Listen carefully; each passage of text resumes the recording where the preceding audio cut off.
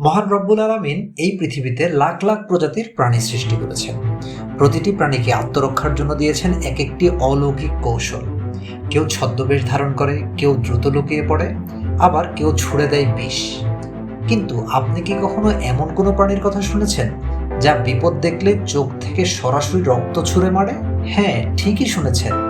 আজ আমরা কথা বলবো প্রকৃতির এক অদ্ভুত জীব, হর্নড লিজার্ড নিয়ে, যাদের আত্মরক্ষার কৌশল কেবল আলাদা নয়, বরং বেশ চমকপ্রদ।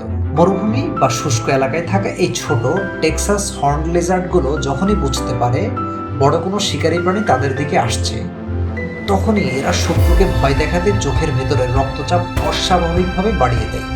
আর ঠিক তখনই চোখের কোণ থেকে সজোরে রক্ত স্প্রে করে।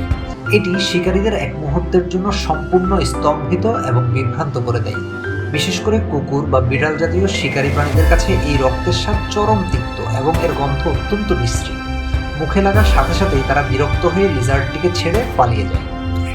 প্রকৃতির কি অদ্ভুত খেলা, তাই না?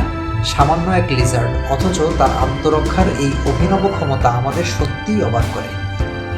আজকের এই অদ্ভুত প্রাণীটির কথা জেনে আপনার কেমন লাগলো? কমেন্ট করে জানাবেন।